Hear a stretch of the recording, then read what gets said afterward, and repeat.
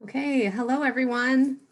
This is Katy Wallace in Madison, Wisconsin, and we're here tonight to talk about salt and its healing properties. So I'm going to be showing you this PowerPoint screen, just sharing my screen for the majority of the talk. If you have a question, you can use the chat, which is usually at the bottom of the Zoom screen, and you can type in questions there, and then I'll answer questions at the end. So for those of you that don't know me, I'm a naturopath and nutritionist in Madison.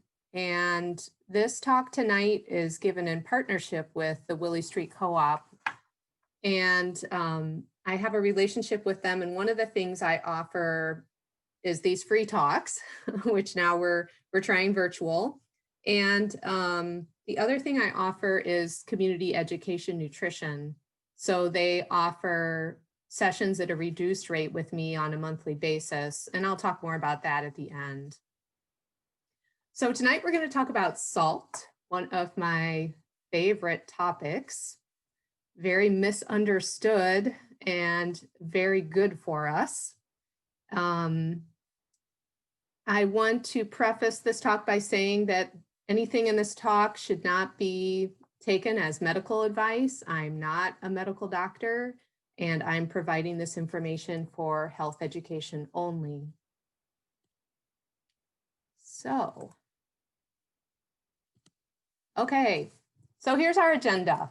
We're going to talk about what's the deal with salt, why is it important, why is there so much information about salt being bad, and what do we know now that makes it good, and ways that your body tells you that you need salt, and different tools you can use to determine whether you need salt. And then if you want to buy salt, what should you be looking for, and what is there to know about the different salts out there? So salt is also short for sodium chloride, which is one of the most abundant minerals on our planet. And sodium chloride is made up of sodium and chlorine. And chlorine, when it's bound to something else, is called chloride. So that's why it's known as sodium chloride. In reality, sodium chloride is really a simplification of salt, and it's what you end up with after salt is highly processed. But it's a very important component of what we think of as natural salt. So our bodies are actually very salty, and without the natural salt that we contain, we wouldn't be healthy. So salt is important for enzymes and for energy and for detoxification, for making hormones, for moving things around. So we're just kind of salty by nature, and it's important to recognize that. And here's a diagram to help illustrate that our cells, in this case, red blood cells, but our cells in our tissues are similar in that they exist in a salty solution. And the balance of that electrolyte, salt, with the water is really important. So if you don't have enough salt, it's not good. And if you have too much salt, it's not good. You want to have like the Goldilocks amount just right. And so there are a number of key reasons why the elements in salt are important, and I thought I would break it down and talk about them. Chloride is essential for digestion. And if we think of digestion as a north-south process, where what happens at the start with the mouth and the stomach determines what happens lower down in the gut, which we all know the gut is so important, that it's really important to have chloride from salt, because this allows us to make hydrochloric acid, which is key for signaling all of the digestive secretions down the line, all the way through the gut and the colon. And it's also key for making the adequate stomach acid, which is what helps us absorb the things we so critically need, like protein and iron and magnesium and B12. So chloride's pretty important. So just having salt in the diet, just for that reason alone, can make a big difference for digestion. Chloride's also important for cellular respiration. So when our cells, our blood cells, are removing carbon dioxide, which is a waste, they use chloride to move carbon dioxide to our lungs so we can breathe it out. And chloride and sodium are both really important for our nervous system. Our nerves actually can't fire without adequate salt. So the brain, for this reason and other reasons, is very reliant on having a good balance of salt.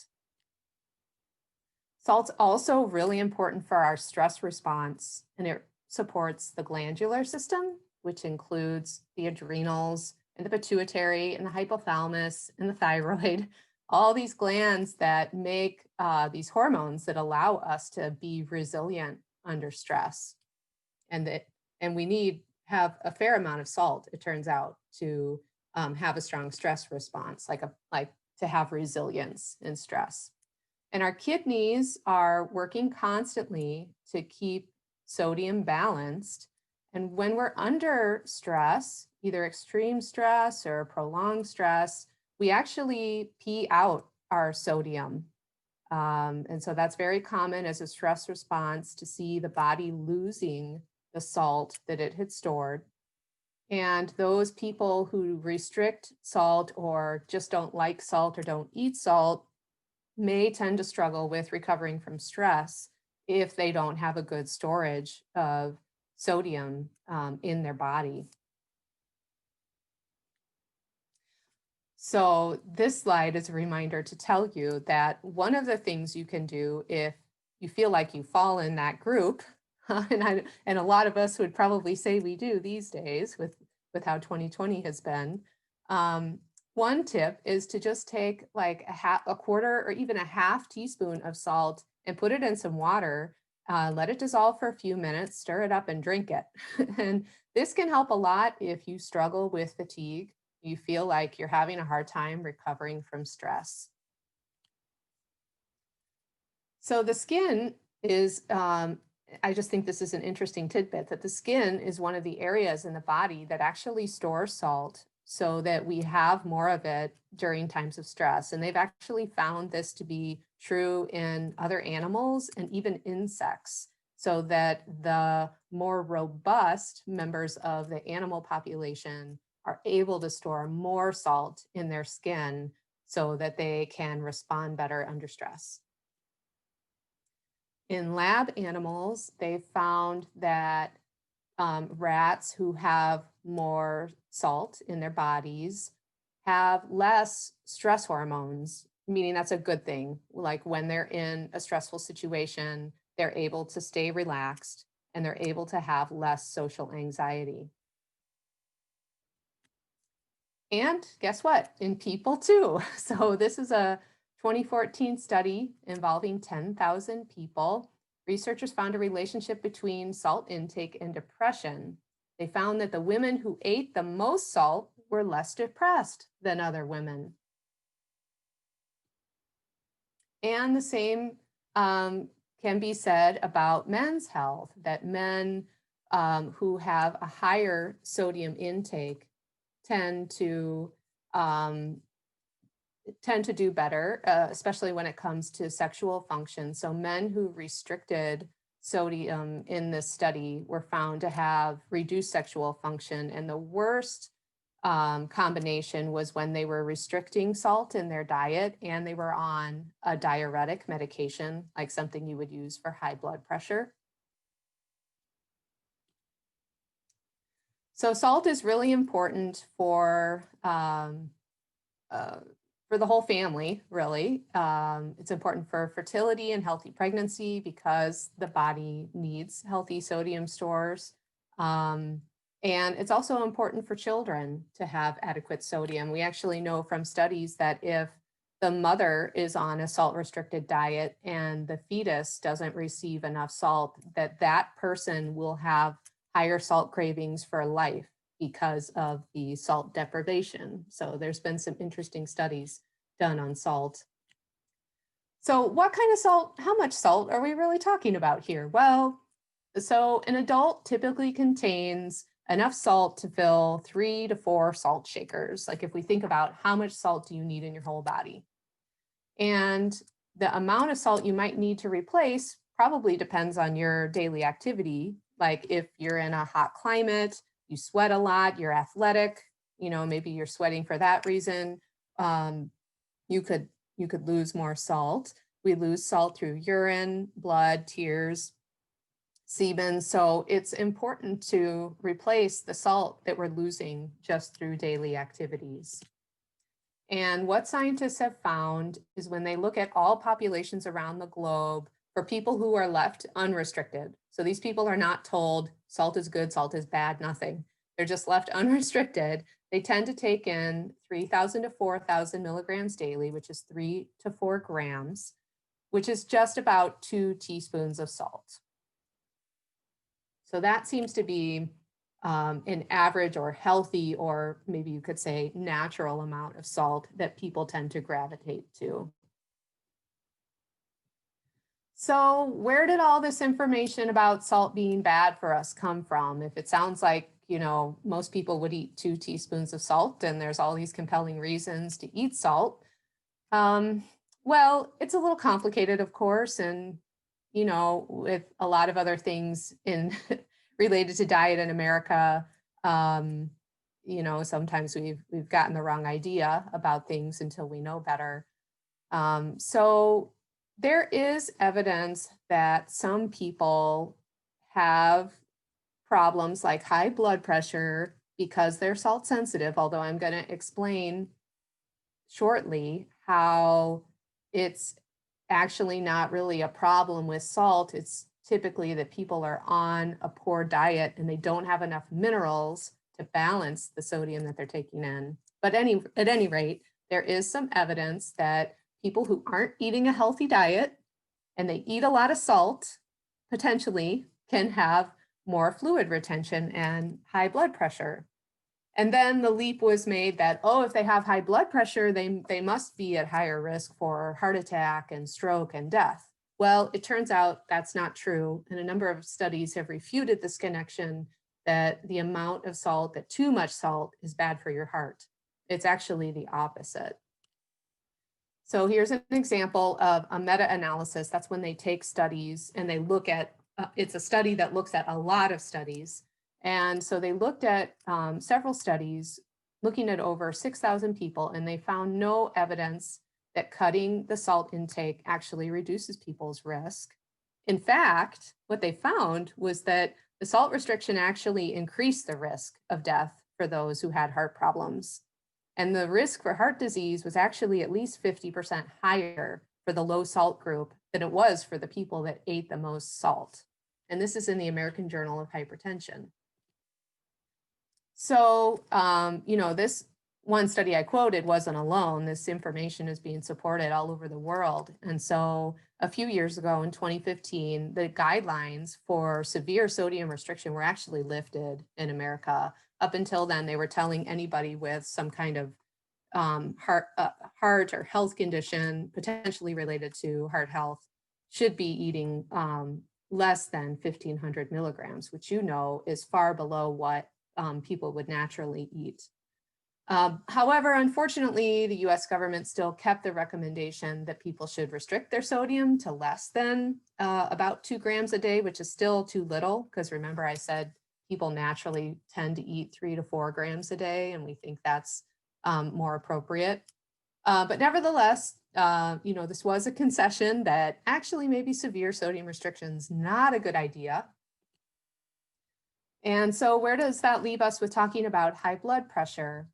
Well, some studies show when people restrict salt, if they have high blood pressure, then they get a benefit. However, I would argue that point, I'll argue that point in a minute, but I would say here, just with, even if we agree, okay, salt restriction might help some people with high blood pressure, that's 10 to 50% of the people with high blood pressure would benefit. So that leaves at least another 50% of people with high blood pressure who probably really need salt and aren't salt sensitive, and everybody else in our culture who needs salt and is not salt sensitive. So it's important to get the message out there. The salt is actually very beneficial for us, especially when we're all thinking about making our guts healthier and what can we do? Sodium is just such a basic thing for digestive health, as well as nervous system health and hormone health,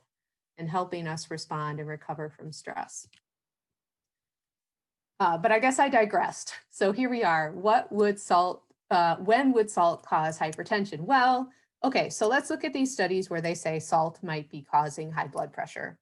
And the people that really look at this literature are actually saying, when you look at these studies, they're just looking at how people eat processed food and how they have high blood pressure. And then they conclude that the high blood pressure is from the salt in the processed food. And that's faulty thinking, because there's a lot of other things in that processed food besides salt that you're ignoring. For example, fructose, like fructose from corn syrup or fructose from various fruit sugars, but mostly the processed fructose that's in processed foods is actually more likely to be causing high blood pressure because it's so hard on the kidneys to process fructose. And so researchers are just working with this assumption that, it's a high salt diet, so it must be the salt. But there's all these other factors in there that they're ignoring, fructose being one of them. The other important thing to consider when we're looking at these studies is the ratio between salt and potassium. So this has a huge impact on blood pressure and other diseases, and processed foods are very low in potassium and very high in sodium. And so when this ratio is really out of balance, people will be more salt sensitive and tend to have high blood pressure issues related to their salt intake. So the bottom line actually is that if someone is salt sensitive and they have high blood pressure, they're actually mineral deficient. It's not necessarily that they're taking salt and salt is this evil thing.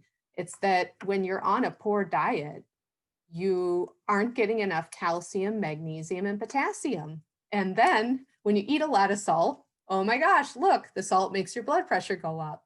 So it's actually much more important to support people with minerals and get them on a healthy diet than it is to restrict salt, because you can only affect so much of someone's health by restricting salt before you create other problems. So in the studies that are really looking at this mineral balance, they actually find that when adults are getting enough of these minerals, eating a lot of salt doesn't elevate their blood pressure. And in fact, eating a lot of salt can help lower people's blood pressure. So it's all about getting more minerals. So if we can instead talk to people about getting adequate minerals like calcium, magnesium, and potassium, then they'll be much more likely to be able to lower a salt-induced high blood pressure problem. And where does that come from? Well, pretty much vegetables. Like any natural foods are going to be naturally high in potassium.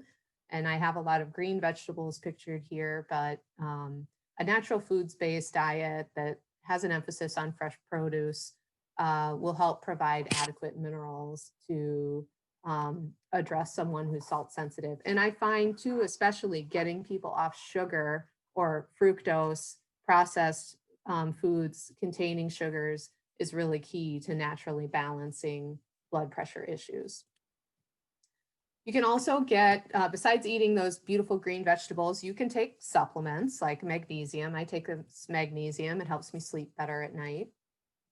And you can also get minerals in bath water. So baking soda is an example of a good source of sodium and carbonates. And we've got Epsom salts, which is another type of salt, magnesium sulfate, and magnesium chloride is the bag on the right.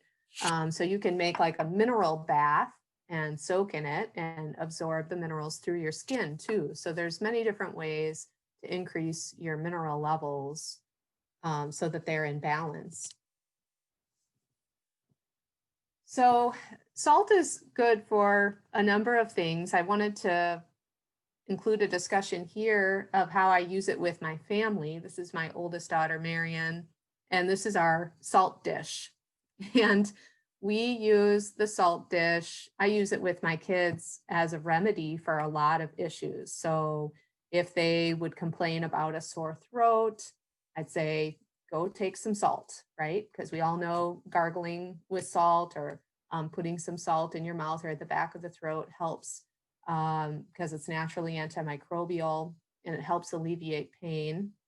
Um, Salt can also help with an upset tummy because it helps trigger the digestive secretions. And it can also help with sugar cravings because raising your mineral levels helps with balancing the blood sugar and the craving for more sugar. So actually not getting enough salt is correlated with more blood sugar swings for people. They might swing low and then swing high and might crave stimulants or carbohydrate-rich foods because of this imbalance. And this is because when our salt level is too low, the body actually has to make more insulin, which is a hormone related to that our body makes to help raise the blood sugar.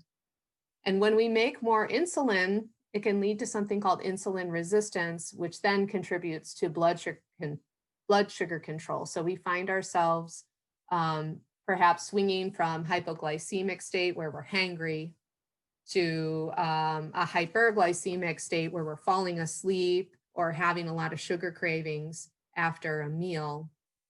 And so all of that could be triggered by just not getting enough salt.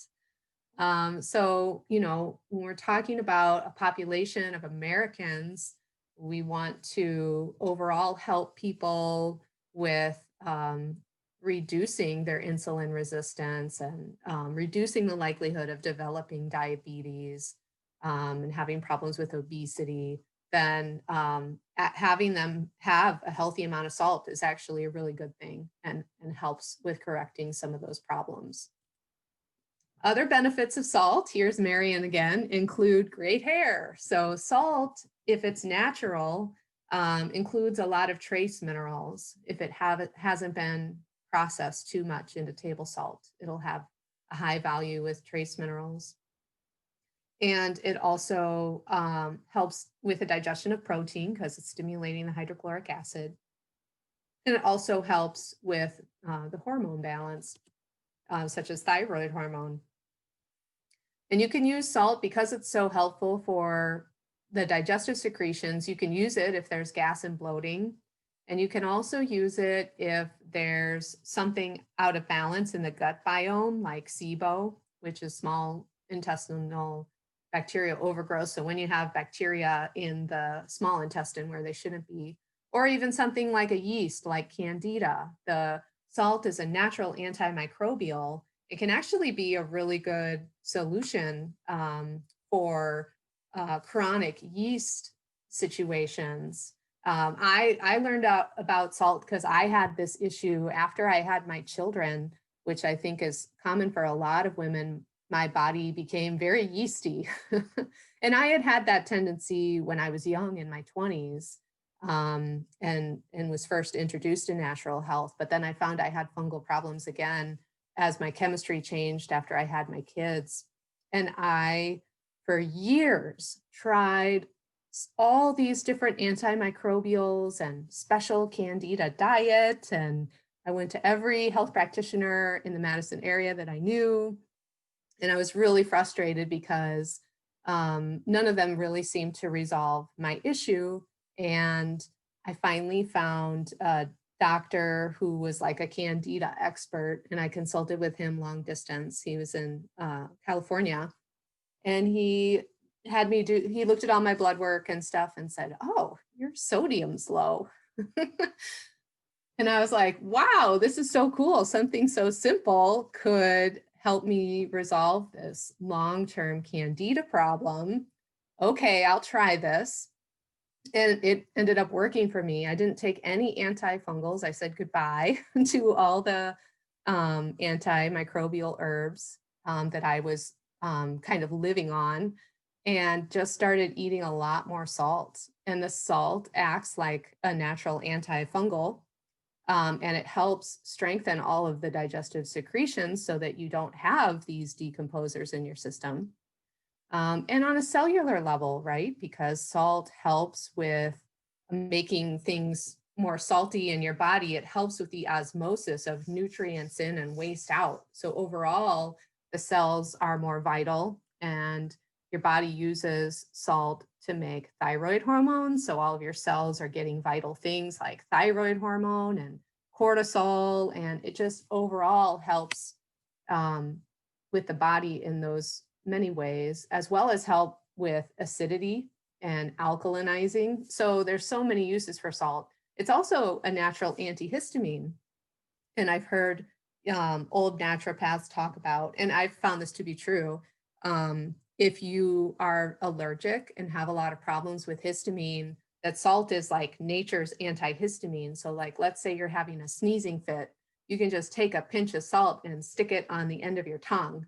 You don't even have to swallow it, just like holding it in your mouth will oftentimes stop the allergic response right away. And I've found that to be true during allergy seasons. And you can even make a mixture of salt and water that's pretty strong and sip on that to help with histamine symptoms too. Here's Marion demonstrating you could put a pinch of salt on your tongue.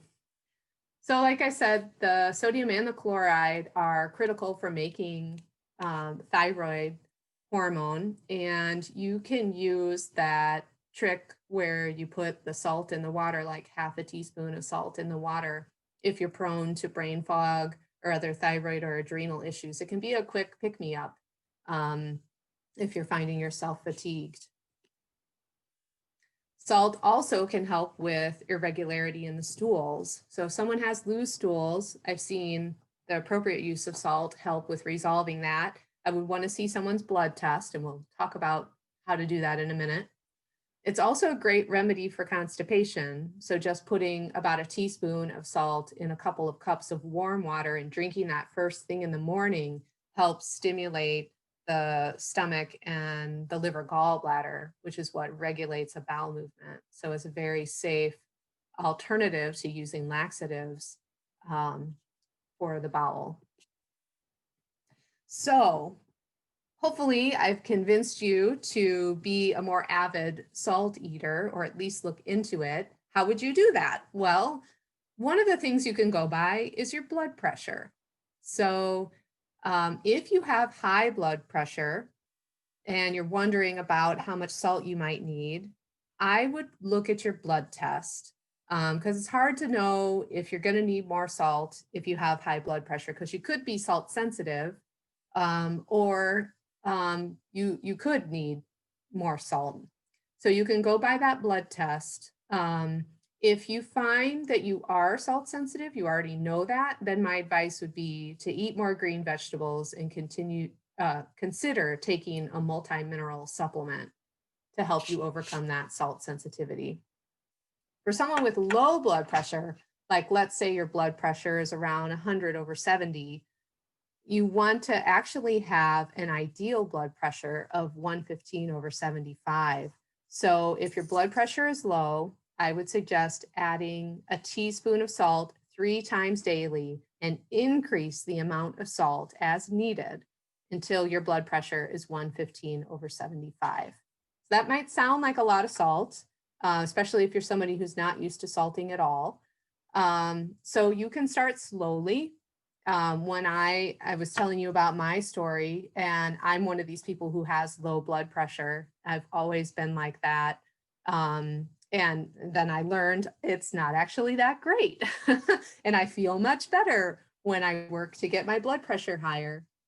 So anyway, I started with, I think, a quarter or a half of a teaspoon 3 times a day. I would just put it in my water, but some people do better with it in food. And I actually had a die-off from the candida just by taking that much salt. So that does happen. I've seen that happen with clients. And so if you're a sensitive person, especially, you may want to start slow and work gradually up to this amount.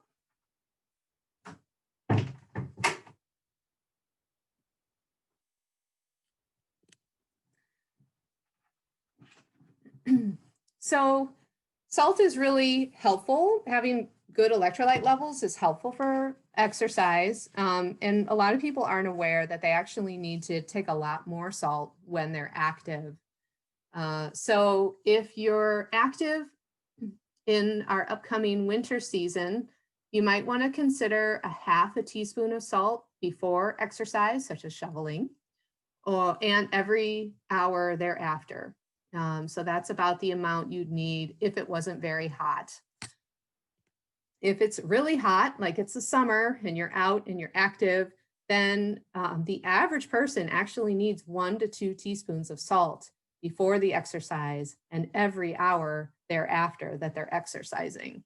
So if you're an active person, you're going to need, and you're on like a natural foods diet, you're going to need an aggressive amount of salt to be healthy. And most people that I share this information with will, maybe make an electrolyte drink, including salt, and actually find that they do have a lot more energy and their workouts are more productive because of the increase in the salt. If you're just like, I can't believe she's telling me to eat all that salt, I'm going to hate that, it's disgusting. I would say, well, there's other salty things, there's other ways to get salt. Pickles, olives, broth is a good way to hide a lot of salt. Soup. I like to squeeze like half a lemon in a very tall water bottle and then add my sea salt to that. The lemon helps with the flavor. So, and also just adding the salt to food is beneficial. So how much salt? Well, if you follow a natural foods diet and you're not eating processed food, you may need more salt than you realize. If you're following a diet that's heavily based in vegetables and you don't eat much meat, you probably need even more salt, because people that eat animal foods and meats tend to get a good amount of sodium. And if you're on like a vegan or a vegetarian diet, you're probably going to have that much less and need to work even harder. The brain is actually, for most of us, a good source of telling us whether or not we need salt. And so by that, I mean, if salt tastes really good to you, you're eating something salty and you love it, give me more, your body needs more salt. If you're saying, if your body is eating salt and it's like, oh, this is way too strong, no, that's worth listening to. At least that's kind of the bottom line of the research that's been done on salt and salt cravings so far. We actually found, researchers have found that restricting salt can lead to addictions, such as more sugar or addictive drugs. So there have been some studies shown that cravings for opioids are worse when people restrict salt. So certainly, for those people who tend to have problems with addiction, allowing them to have plenty of salt is a really good idea. Here's some other signs that you might need more salt. Lightheadedness, like lightheadedness when you stand up too quickly. Just feeling weak. Headaches, right? Headaches can be just a sign of dehydration, and a big part of hydration is the electrolyte piece, not just the water. Nausea, digestive issues, cold extremities, decreased skin turgor. So that would mean like if you pinch the skin and it remains tented and doesn't go back to normal. Lack of sweating, like dry armpits and tongue. Poor capillary refill. So if you pinch your nail bed and it takes it a couple seconds to return to its original color after pinching it. So that would be a sign of poor circulation and a sign you probably need more salt. Salt cravings, obviously, and then thirst. So a lot of people are very thirsty. They drink water and it doesn't help at all. So in a case like that, you want to add electrolytes. You want to add a natural salt to the water, and then it will be much more satisfying. This is a comprehensive metabolic panel. It's a blood test that checks your sodium level in your blood. So this is what I use when I work with clients, and this is how I test my sodium level. So it's about $10, at least that's my cost if you want to order a test like this through me. And so you can see here the sodium is at 138 and the range is 135 to 146. I actually like to see sodium levels up around 145. So this person needs to work a little harder at getting more salt and is probably somebody who tends to excrete more salt. You can also look at the chloride level, 104. That's not bad, but I typically want to see that around 108 is what I consider optimal. So this might be helpful if you're, sometimes people just cut salt out of their diet and then they get used to it and then they don't really know if they need to be eating salt or not. So that can be helpful to get a blood test. Even people that are big salt eaters, I find sometimes have really low levels like this. They're shaking the salt on their food all the time and their family members are like, oh my gosh, what are you doing? And they still have a low level. So it can be really informative to know where you're at to get the level checked. And a urine test for the pH of the urine can sometimes indicate a need for salt too. So if someone's out of the ideal range of urine, which in my opinion would be anything outside of 6 to 6.5, even if it's down to 5.5, I'm sometimes okay with that. But let's say someone's really acidic, like their urine is a 5.3 or a 5.0, or really alkaline, which is a sign of acidity, just that the body is not eliminating acids properly. Salt is a good remedy for both of those pictures and will help with the insulin issues and blood sugar issues the person's also having. So how to select a salt? Well, I would eat table salt if it was the only salt that were available to me. I certainly do that in restaurants, being a person who needs a lot of salt. But it's not ideal because table salt is basically a highly processed form of natural salt. And so it's been stripped of a lot of the benefits and the trace elements and other minerals that are naturally in the salt. And salt, people that process salt and distribute it as table salt will add a chemical form of iodine called iodide, which can create some issues for people. Like some people think it can trigger autoimmune issues to get too much iodide. And there can be other things in the salt too, like anti-caking agents. So I prefer a natural salt, and there's a lot of different natural salts. This Himalayan pink salt is one of the more popular ones that that people know about, and people ask me about this. And I don't really have anything against pink salt. I mean, it's pretty. My youngest daughter loves pink salt because it's pink. But I feel like there's a little bit of price gouging happening with the pink salt for what you're getting. And so that's maybe one of the main reasons I am not so fond of pink salt. If you've got a lot of pink salt and you love pink salt, go ahead and get it. I just don't think that it's the best buy. And I guess I'm just like that. So, so for example, in Himalayan salt, you'll get 84 trace elements and minerals. And because it's from an ancient ocean rock that's now in the Himalayan mountains, it can have some radioactive elements.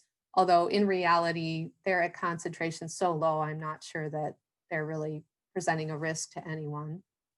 The Redmond salt is another common salt that's also a rock salt. So it's mined from a rock in Utah. And it has 60 trace minerals, including iodine. So not bad, so this is another one, not bad. It's okay. It's out there. It's affordable. I'm a fan of the Celtic sea salt. You're getting, again, a lot of trace minerals. It's from the ocean, evaporated on the shores of France. So this is a great source of salt, and there's a lot of benefit to the Celtic salt. But my favorite salt is Baja Gold sea salt, which comes from Baja, California. And I do sell this through my website, or you can call me or email me if you want to have some shipped to you or buy some. And you'll see it has more trace elements than the other salts. And it also has something called natural organic metabolites. So this salt is still raw. It's not processed much at all. They basically have these big flat areas adjacent to the ocean where they let the water evaporate from the seawater, and you get these organic metabolites from the different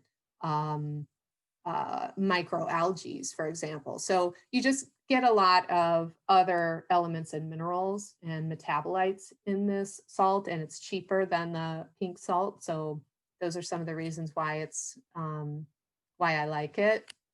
And here, this is actually from the Baja Gold sea salt website, but you can see how it stacks when you look at these other important minerals compared to the other salts. So on the left, you see that it has a fair amount of magnesium, even compared to the Celtic, the Redmond, and the Himalayan salt below. And the same goes for potassium. Wow, you're getting all these other elements in addition to sodium, much, much more than the other salts. Calcium too, and boron, which is an interesting trace element that helps with bones and eyesight. When people choose a natural salt over table salt, they're often concerned about losing the added iodine that's added in.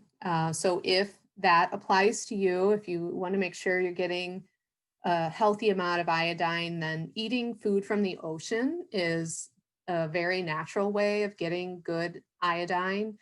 Seafood, fish, and you can get this product Dulse flakes, which is like a seaweed that's very high in iodine. So some people will have their salt and their Dulse flakes, or even mix them up and together so that they've got like a natural version of iodine enhanced salt. So that's definitely an option if you don't want to miss out on the iodine that you would normally get from table salt.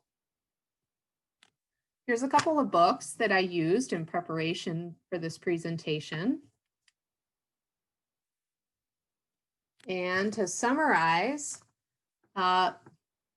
hopefully I've convinced you that salts can be pretty important, and restricting salt might not be that great, especially if you care about your digestive health and your resilience under stress.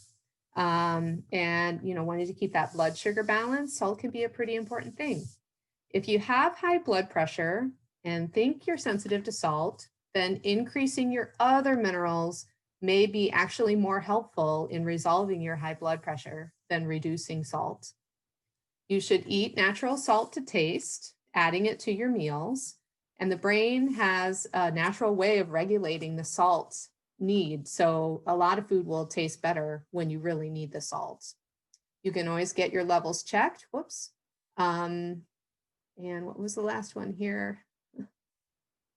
I can't read it because the Zoom's in the middle. Hang on a second. Oh, take more salt the more you sweat. Yeah, if you're very active, you're going to need more salt than at times you're not. And then I just wanted to conclude here that I offer these $40 virtual sessions now. We're not doing the sessions at the Willie Street Co-op because of the pandemic. So if you're interested in a 45-minute private session with me, you can email me or call me and I can help you with getting that set up. And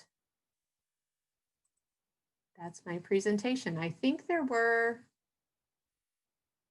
some things in the chat, so I'm going to open that up. Oh, the first question is, why can't we ingest ocean salt water? Well, I'm not an expert on that. That's a great question. I might have to look that up a little better. I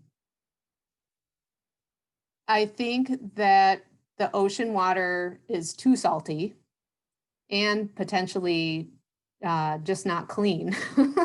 So those would be the two things about why we wouldn't just want to drink salt water from the ocean. Although there are a lot of health benefits to spending time in the ocean water and around the ocean, even though it's not good to ingest ocean water for very long. So there's a lot of ions in the sea air that are really beneficial for health. And absolutely swimming in the ocean and being around that is really revitalizing for a lot of people. The next question was, can I remind you of the portions of baking soda to potassium salts for a bath? So in the bath, like I had that picture, I had the baking soda, the Epsom salts, and the magnesium chloride. So that's what I would put in the bath. I wouldn't put potassium in the bath. That might be thinking of another use for potassium that we've talked about in the past. So I would put 1 cup of baking soda to 2 cups of Epsom salts and 1 cup of magnesium chloride salts. That makes a great bath. It's very therapeutic and a great way to absorb magnesium directly into the body. It's good if you have achy joints or need help with pain relief or exercise recovery, or just need help with sleeping. And then the question was, what are the 2 salt books? I can go back to that slide. I know I zoomed past that slide pretty quickly. Let me go back. So here's the picture of the salt books. Again, I really like this book, The Salt Fix. He's just talks a lot about why salt is important for health and practical ways to get more salt into your diet. And then this other book, Salt, A World History, was more about the history and politics of salt. So it's a little bit different. Great. I think that's all the questions. So thanks everybody for joining me. And I'm going to be talking again in early December on stress relief. So obviously salt applies to that, but I'll have a lot of other ideas for natural stress relief. So hopefully you can join me then. Thank you. Have a good night.